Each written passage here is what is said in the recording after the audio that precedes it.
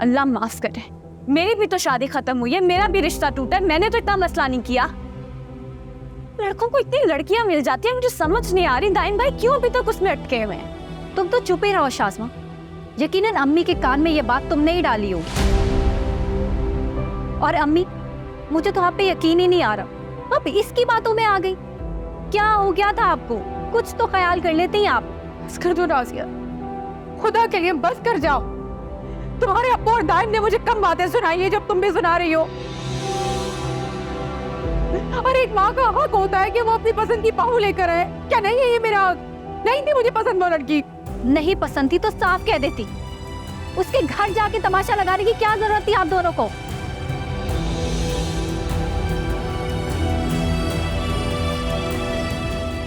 आपको मालूम भी है कि आपके ये सब करने की वजह से रिदा की जिंदगी पे कितने बुरे असरात पड़े।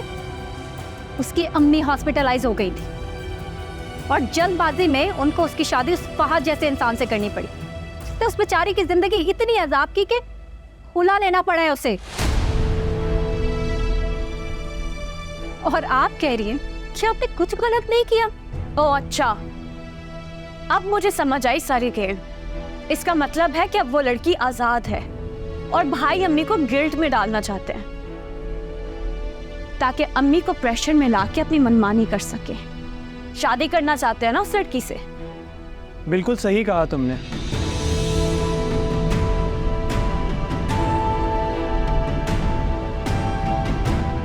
बिल्कुल यही इरादा है और इस बार इस पर अमल करने से कोई नहीं रोक सकता मुझे।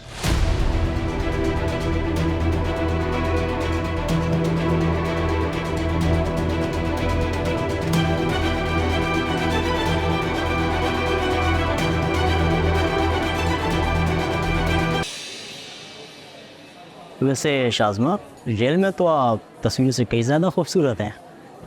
Thank you. मेरी शुरू से ख्वाहिश थी कि मेरा लाइफ पार्टनर बहुत हसीन हो जैसे कि आप। यहाँ की कॉफ़ी बहुत अच्छी है, ऑर्डर करें? Coffee? Direct main course order करें?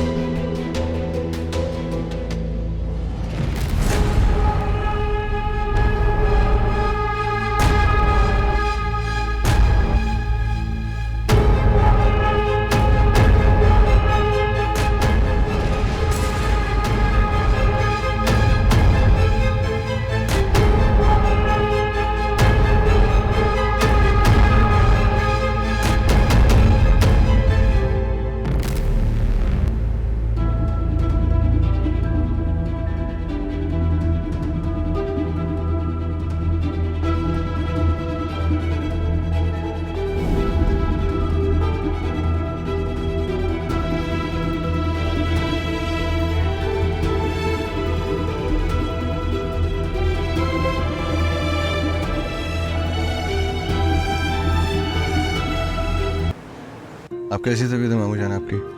अल्लाह का शुक्र है। लेकिन सुन मुसावा सा ये रहमत न किया करो, ये चीज़ें लाना जो है ना ये ठीक बात है। कैसी बातें करते हैं आप? बेटा भी कहते हैं और गैरियत भी बरतते हैं और ऐसा कोई तकल्लुफ़ नहीं करते हम लोग। हमें बहुत अच्छा लगता है यहाँ पे आके आपसे मिलना, आपसे बातें करना। अफान बिल्कुल ठीक कह रहे हैं, हरीम को तो बस नहीं चलता वरना रोज सोनिया को मिलने आ जाया करे। सोनिया है ही इतनी अच्छी। तुम अच्छी हो ना, इसीलिए तुम्हें सब अच्छे लगते हैं।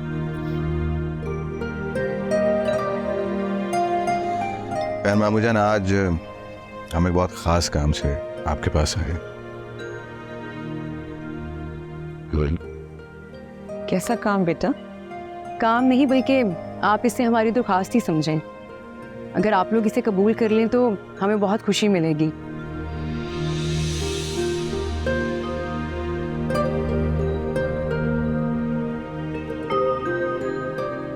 हम सोनिया को अपने घर लेकर जाना चाहते हैं। हम सोनिया का हाथ ज़ीशान के लिए मांगने आए हैं।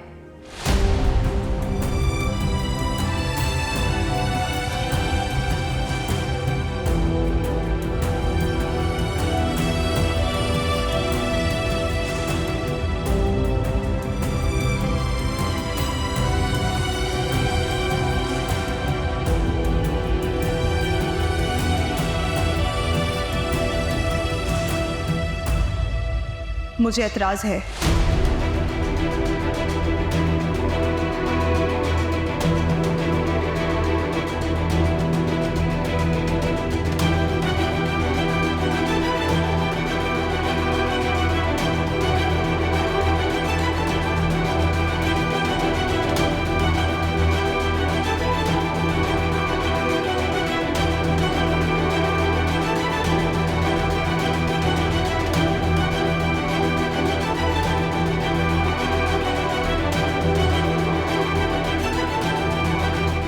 मुझे ये रिश्ता कबूल नहीं।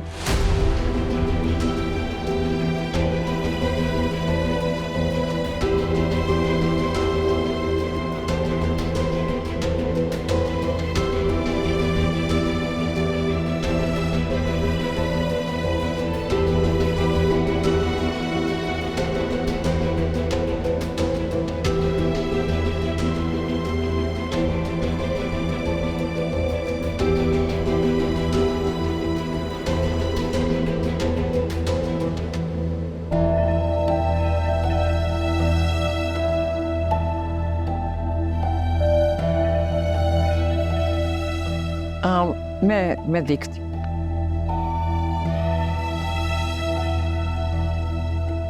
माफ करना अफान, हालांकि सोनिया से कभी करती नहीं है, पता नहीं इसने इस वक्त ऐसा क्यों किया है। अरे नहीं मामू, इट्स ओके। मैं सोनिया की सिचुएशन को समझ सकता हूँ। आप बिल्कुल परेशान मत हो।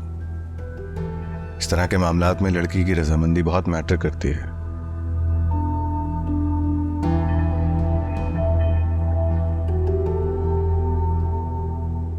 अगर सोनिया की यही मर्जी है तो बिल्कुल ठीक है, और मैं भी यही चाहूंगा कि आप लोग सोनिया को किसी भी चीज के लिए फोर्स ना करें।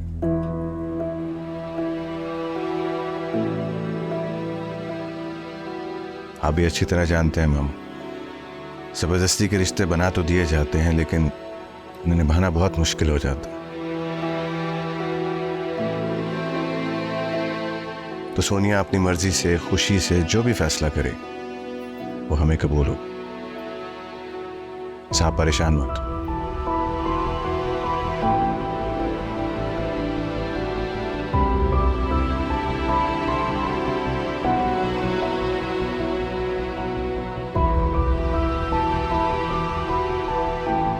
सबके सामने इस तरह मना करने की क्या जरूरत थी?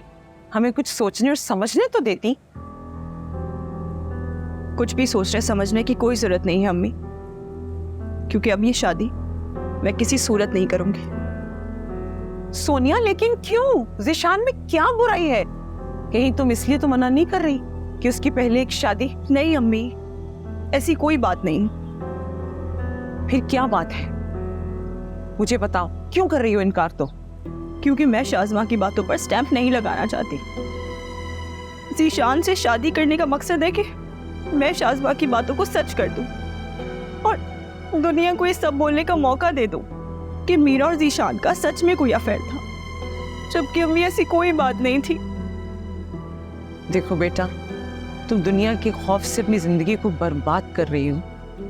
दुनिया तो हर हाल में बात करेगी, तुम्हारी शादी हो या ना हो, ज़ीशान से हो या किसी और से हो। तुम्हें दुनिया की फिक्र नहीं करनी है, तुम्हें अपने आप की फिक्र करनी है। अपने बाप की फिक्र करो। देखो उनकी क्या हालत हो गई। तुम्हारी शादी हो जाएगी तो उन्हें इत्मीनान हो जाएगा। शाज़मा की वजह से जो बदनामी हुई है बेटा, अव्वल तो कोई रिश्ता आएगा नहीं, और अगर कोई भूला भटका रिश्ता आ भी गया तो हमारा दिल पता नहीं मुतमईन होगा या नहीं। ये रिश्ता अल्लाह ताला की तरफ से तुम्हारे सब्र का फल है। लेकिन अम्मी, कोई लेकिन वेकिन नहीं। इस रिश्ते को ठुकराने का मतलब है कि हम कुफराने नेमत कर रहे हैं। तुम्हारी एक नहीं सुनूंगी। मैं इस रिश्ते के लिए हाँ करने जा रही हूँ। चले गए वो लोग।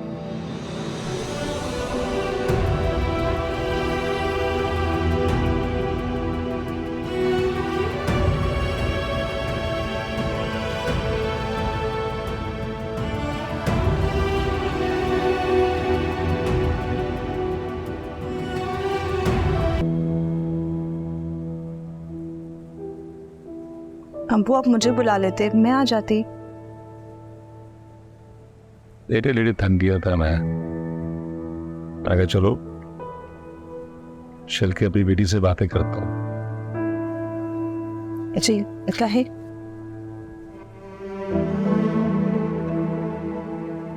बेटियां जो होती है ना, बाप के लिए फख्र होती है, मान होती है। तुमने तो हमेशा मेरा मान रखा है, तुम बहुत प्यारी बेटी हो।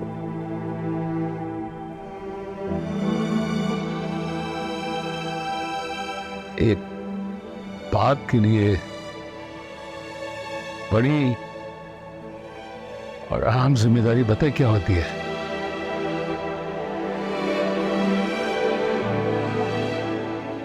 अपनी जिंदगी नहीं, अपनी औलाद के फर्ज से सबकदोश हो जाना। एक बेटी के बाप के लिए इससे ज्यादा कोई खुशी और इत्मीनान की बात कोई हो ही नहीं सकती कि वो अपनी जिंदगी में अपनी बेटी को उसके घर का कर दे।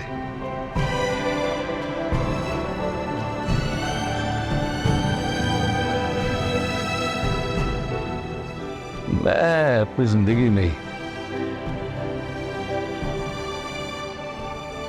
तुम्हें महफूज हाथों में सौंपना चाहता हूं। मैं नहीं चाहता कि मेरे बाद तुम्हारे या तुम्हारे किरदार पे कोई उंगली उठाए। ऐसा क्यों कह रहे हैं अब्बू? अल्लाह करे आपको मेरी उम्र भी लग जाए।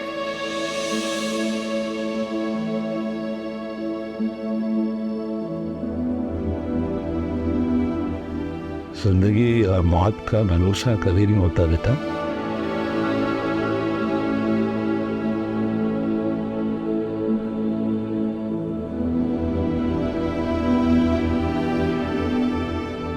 मेरे बाद अगर तुम्हारी कोई हिफाजत कर सकता है तो वो ज़ीशान है।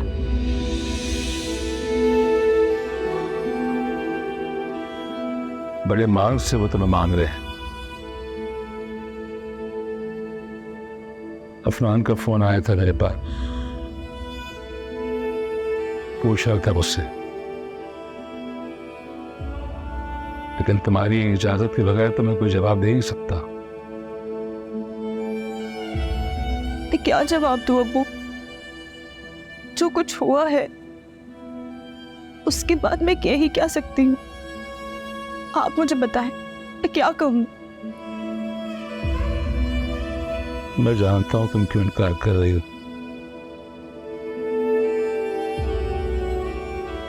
तुम लोगों की बातों से, उनके रवैयों से डर गई हो।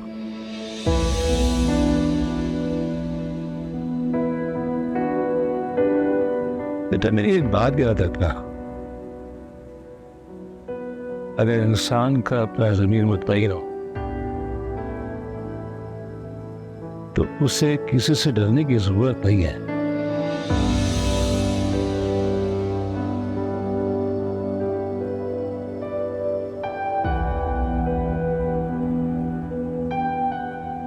ज़ीशान अच्छा लड़का है,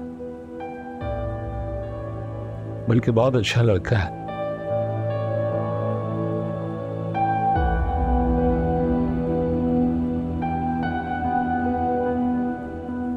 ये तो शाज़मा की बदकिस्मती है कि वो इसकी कदर न कर सकी।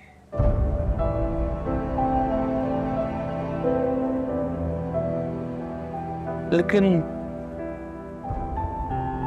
मैं नहीं चाहता कि तुम ये गलती करो।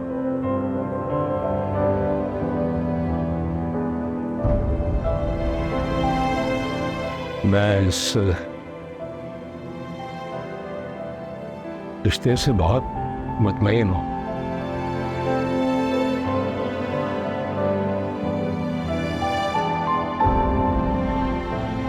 अगर अपने बाप पर भरोसा है तो हाँ कह दो। इंशाअल्लाह अल्लाह ने चाहा तो तुम बहुत खुश रहोगी।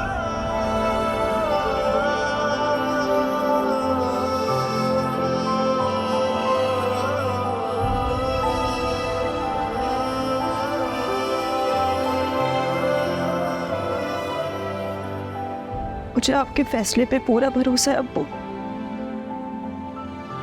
आपको जैसे ठीक लगता है आप बिल्कुल वैसा करें, मुझे कोई एतराज नहीं।